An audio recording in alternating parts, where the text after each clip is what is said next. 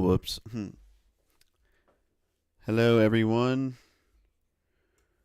How are we doing? So, we are in 2026, and I'm going to load up my letterbox real quick, guys, and we're going to go through my 2025 year in film. I watched 171 movies last year in 2025, and we're going to recap not every film, but we're going to go through some statistics on Letterboxd, a great app, guys, to track what you're watching. If you guys are new here and don't know what Letterboxd is, but hope everyone's having a good start to the year. My birthday was New Year's Eve. Definitely partied pretty hard, but doing a dry January. It's day 5, so I'm feeling pretty healthy, feeling pretty good. I meal prepped yesterday, and I did not eat out. I did not eat garbage. I ate all my packed lunches. I cooked breakfast, packed my 2 lunches. I'm trying to have like smaller, more meals, but smaller amounts to boost my metabolism, and it's going pretty well. So, really happy about that. Let me put my Live Now links up on X and Twitter. Let's see. No. Okay. All right, so let's see here. Save that. Best of 2025. All right, so I'm off to a good start this year. I've already watched like 7 films, guys. And Live Now links. Let's do that. Boom. Copy.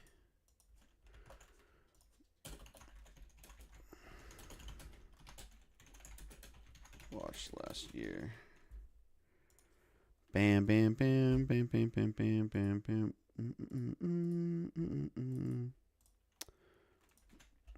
So, let me just post a Blue Sky Live Now. Talking about the films I watched in 2025. Boom. Boom. All right, guys, welcome to the stream. So let's open up Letterboxd real quick. So, all right, 2025, my year in film. Check it out. 171 films watched. I reviewed 100%. I reviewed every single film I logged, guys. I'm pretty proud of myself there. And let's see here. These are the highest rated 2025 films. So, Mickey 17. I don't know why people put this on the bottom tier of Bong Joon-ho, but I was laughing, I was giggling, I was really entertained, so I gave this one 4.5. So this is probably my 2025 film of the year right here, guys. Others it didn't really click with, but it did for me. So 28 years later, Danny Boyle back in the director's helm. Definitely a step back, like from the first one. The second one, pretty disappointing, but I felt pretty scared, man. The setting was probably the best part of the film. I love the locations they shot on, so highly recommend that one. Diablo, man, that's probably the best action movie of the year for me. Marco Zor played a great villain. Scott Adkins, he's the man. So definitely check out Diablo if you're into kind of DTV action, lower budget action, although it doesn't feel too low budget. Creation of the Gods 2, I think it was a Chinese film, guys. I watched this in the early months, and fantastic, not wuxia, but like fantasy, martial arts. And there's a Mongolian actress in there, guys, just steals the show. She's so fine. Sinners, One Battle After Another, Final Destination, Bloodlines, and Naked Gun round out the rest. We can talk about more about them later. But let's see. I average 14 films a month, about 3.3 a week. The most I watched in 1 week was 7. That was in April and August. So 7 films a week in 1 week, you know. So the first film I watched was Hard Boiled, one of the best action films of all time, directed by John Woo, also starring Chow Yun-fat and Tony Leung, Anthony Wong in the villainous role. But this is a must watch, guys. Hong Kong film fan or not, action film fan. I don't care what you like. It's an all-timer. So, see, Showgirls was the 50th. A documentary about toads was my 100th. Ashfall, good disaster flick there. The last film I watched of the year was another Scott Adkins, Prisoner of War. I gave that one 3 out of 5. It was solid. I watched it for the action. That's all I cared about. So, I only 2025 films. I watched The Naked Gun twice, and that's because I found it pretty funny. Let's take a look at what my genres, guys. I like. What do I like? I like action films. I watch 86 action films, 76 thrillers. Horror should be number 2, guys. I love horror films. I don't know why this is down in 34. Action, thriller, drama, crime, sci-fi, horror, and some comedy. 140 USA films, 21 from the UK, 14 Hong Kong. I don't trust these. That's weird. I swear, because I'm a Hong Kong film guy, and I could have sworn I watched more than that. I don't know what's going on there. Oh, God. Let's see. Themes and nano genres. Yeah, see, like horror, the undead, and monster classics. 25 films right there, guys. Cute, crude humor and satire. Violent action, guns and crime. Epic heroes. Crime, drugs and gangsters. High speed and special ops. That's pretty cool. Nano genres. Killing, shootings, and extreme. Explosive, robbery, and shootout. Drama, exciting, gripping. Fighting, gun stylish. Suspense, scene, excitement. That's pretty interesting, guys. I guess I'm easy to please. I like me some action. So only 20 films that were 2025 films I watched. That's about 12%. 88% were all older films, guys. I really don't keep up with trends or the new releases every month, every week. Some of you guys are crazy. Y'all be having like, I should go to the movie theaters more. I'll say that. But you guys, I need to pick up on my 2025 or the new releases. I rewatched 12% of films. 21 films were rewatches that I had already watched previously. About 88% were new watches. 150 films. I reviewed every film I logged, guys. Go me. Go me. And let's check out the most watched by actor. Bruce Campbell, 6 films. He wins. That's because I watched the 3 Spider-Man movies and I watched the Evil Dead films. Maybe one other. So, Treat Williams, guys. I did the Substitute series. He was in the 2nd, 3rd, and 4th films. And I watched those when I was kind of depressed. It was a good. They were not great films, but I found them pretty comforting, man. It's like Uncle Treat. I put those on. Check out the Substitute series, guys. Some good low-budget action right there. Ted Raimi, Peter Jason, Tom Sizemore, Delroy Lindo, Gene Hackman, Bill Nunn, Thomas Rosales Jr. Dude, he's in so many movies. He's like, hey, it's that guy. Most watched, John Woo, baby. 6 films. That's on brand right there. I watched 6 John Woo films in 2025. Sam Raimi got 5. Michael Mann, 4. Choi Hark, 3. Luc Besson, he's a piece of shit. But I watched 3 of his. Paul Verhoeven, 3 films. Rounded out Simon West, Ridley Scott, Johnny To, and PTA. So those were that. My most liked review was Nosferatu for some reason. All right, let's look at the highs and lows. A Woman Under the Influence. That's a 5-star film. So, like, as far as like highest rated films on Letterboxd that I watched, if that makes sense, it was A Woman Under the Influence. The worst film, Attack of the Meth Gator. That was so bad. I gave that one, I think, a 0.5 star or 1 star. The most popular film I watched was Sinners. The most obscure film I watched was a Korean film about firefighters, guys. Hey, here's a film rec for y'all. Liberaime, if I'm saying that right, from the year 2000. Dude, they blow up a lot of shit. They do it right. As far as a film about firefighting, that's pretty cool. The Housemaid was like the newest I logged. The oldest film I watched from 1933 was Supernatural. Highly recommend that one, guys. That's a good black and white right there. The longest film I watched at 202 minutes was Malcolm X. That was epic as fuck, dude. The shortest film I watched was The Signalman at 38 minutes. That's pretty cool. So here's all the films I watched in 2025. Woo, look at that. I like how they organize this shit. So what I'm going to do really quick, guys, I tagged about 14 to 15 films. Let's talk about my 2025 favorite first-time watches. The number one film I think that'll beat everything is A Woman Under the Influence, guys. My first John Cassavetes film. Gina Rollins in an all-time performance. Peter Falk also does great work in there. But absolutely fantastic acting and just about relationships, character studies, etc. All-time, 5 stars out of 5 film right there.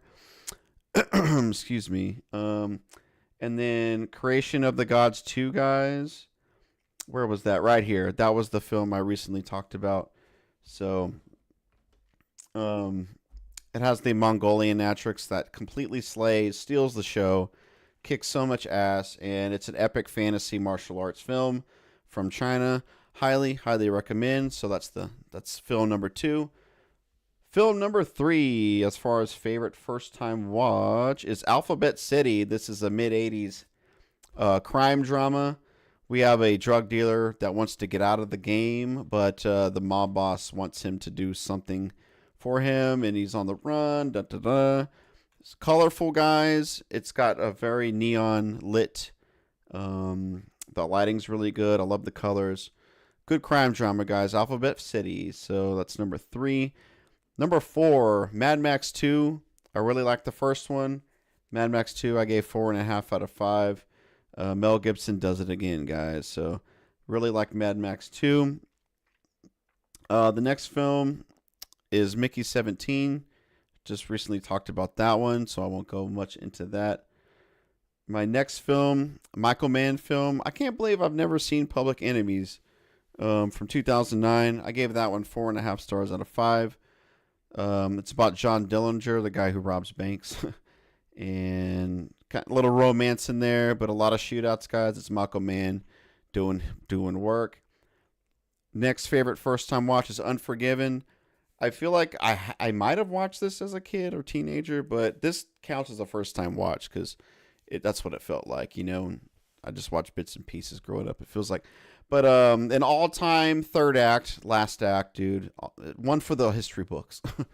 So, but great character development, great villains, and like I said, a final last act. So Unforgiven, great Western right there.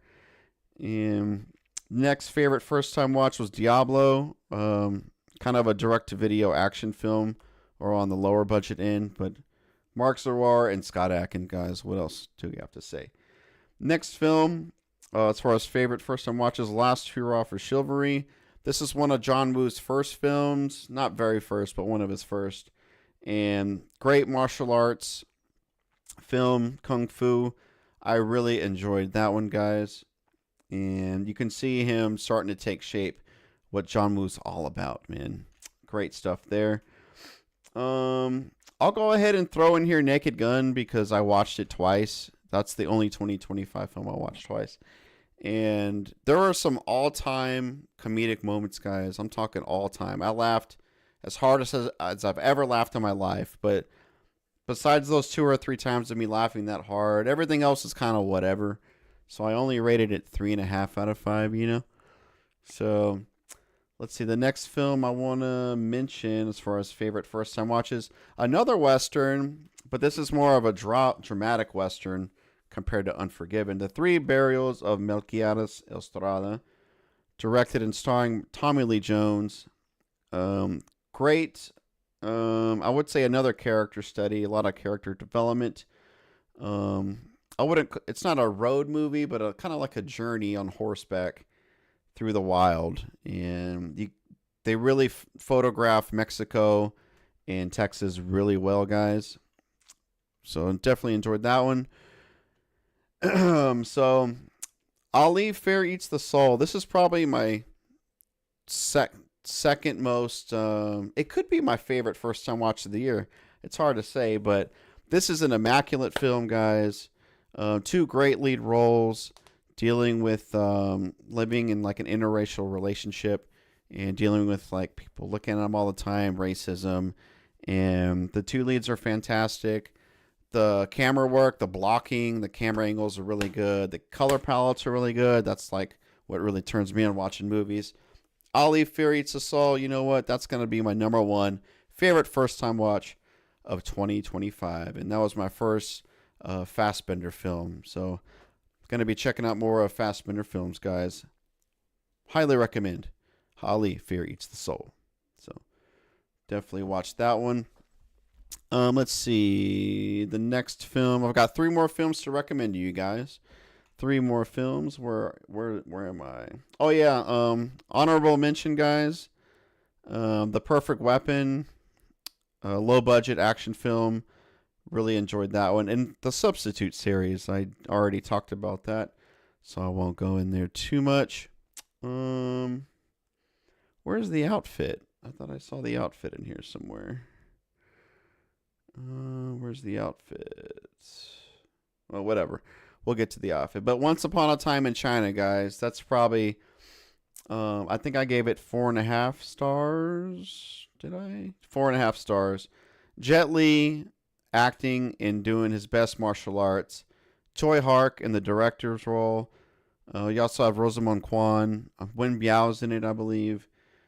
Excellent martial arts from Hong Kong, guys. Wen Wu Ping is on doing the action choreography, so highly recommend if you want some martial arts, guys. Oh, there's the outfit. Here's another one.